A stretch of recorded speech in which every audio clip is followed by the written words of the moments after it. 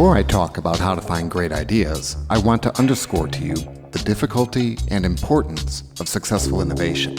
Innovation itself is pretty easy. Anybody can come up with a new idea. But successful innovation is hard. In CPG, over 3,500 new SKUs are launched every year. According to Nielsen, 85% of them fail. They aren't even on the shelf for more than a year. So, successful innovation is very hard. And that's partly because the competition is fierce. The competition in the cannabis category is also fierce. According to LeafLink, in just 8 mature recreational states, there's over 800 brands with over 20,000 SKUs. Well, right now, cannabis is a seller's market, and that market is constrained by federal law. So today, the states are fairly independent markets with only some competition across state lines. When federal law changes, the number of competitors you will face will significantly increase, and some very, very big players are going to enter the market. This means that to succeed, actually just to survive, your company has to be more innovative, more creative, and able to add more value than any other company that competes with you. Your business will have to develop new ideas, products, and services that your customers highly value, ones that meet their most relevant needs in a differentiated way. Your rate of internal innovation must exceed the rate of external innovation.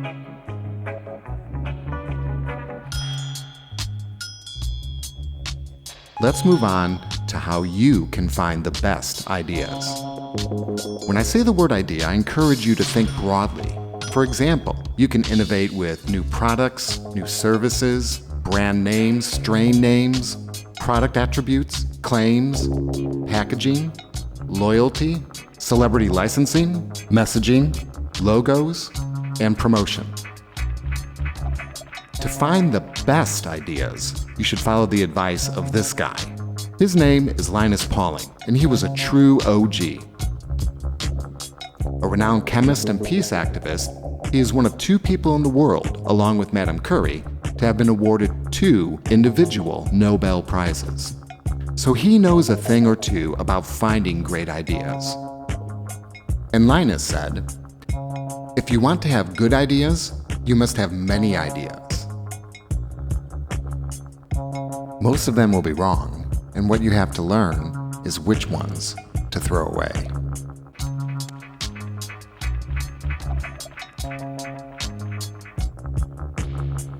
So the first step to great ideas is to create many ideas, the process of ideation. From my experience, a lot of companies are pretty good at this step. But here are some tips to make your ideation sessions as fruitful as possible. Leverage a cross-functional team. Bring senior leadership, marketing, product managers, insights, R&D, and retail together. The different perspectives will help fuel ideation. Bring your experiences, intuition, and gut instinct to the table. They're very important. But also leverage market and foundational consumer research to provide key insights.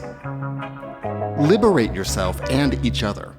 Don't worry about current feasibility or other constraints. You are trying to innovate, and pushing the envelope is a good thing. Riff and build off of each other's ideas, but do not self-edit. Over the years, I've heard numerous clients ruefully tell me that they had thought of a competitor's blockbuster idea before them, but decided internally not to pursue it before even getting consumer feedback. Your only job here, and it's really fun, is to create as many ideas as you can. The second step to great ideas is to learn which ones are wrong. A lot of times, as part of the ideation session, the group will be tempted to decide amongst themselves which ideas to pursue, typically by voting as a group. Those of you with CPG experience have likely been in this situation before, and you know it's replete with all kinds of social bias. The egotistical folks only vote for the ideas that they themselves generated. The timid people wait to see what everyone else is voting for and vote for that. And the ambitious people vote for the ideas that their bosses generated. The net result of this process is wasted resources pursuing suboptimal ideas and the lost opportunity of better ideas not pursued. To learn which ideas are wrong and which ones to pursue, consumer-centric companies use quantitative screening to listen to the voice of the consumer as a best practice. While internal voting has a negative impact on ideation, leveraging quantitative screens has an immediate positive impact on your ideation sessions. Because every idea generated is going to be tested in an unbiased manner with consumers, a sense of fairness takes over the group. Everyone's idea has a chance. This in turn promotes courage and creativity that liberates your ideation and powers your innovation. Quantitative screening with consumers provides you with better ideas and bigger opportunities. Your teams will have greater focus because they have alignment. You'll be faster to market with less rework and no costly mistakes pursuing the wrong idea. You'll have greater distribution because you can demonstrate to your retail partners that your idea resonates with consumers, which is leading to greater market share. In short, quantitative screening gives you a better chance for success because it provides you with a competitive advantage.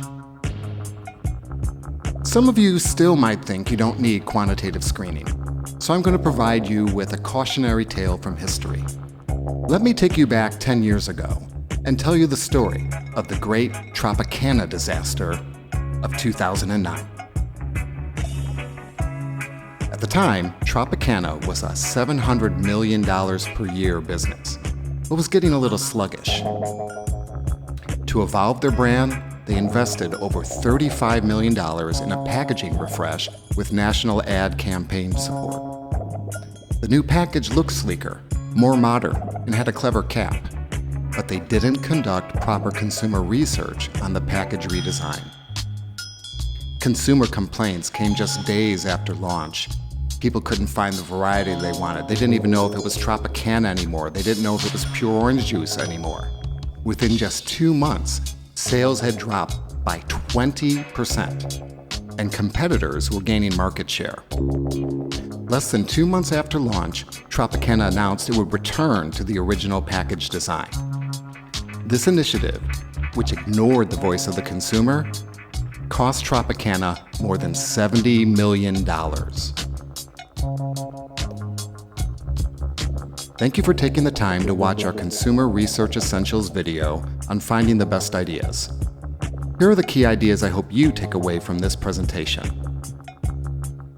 Innovation itself is easy, but successful innovation is hard. Innovation can take many forms. And to find the best ideas, listen to Linus. Use ideation sessions to generate a ton of ideas, but do not edit or vote.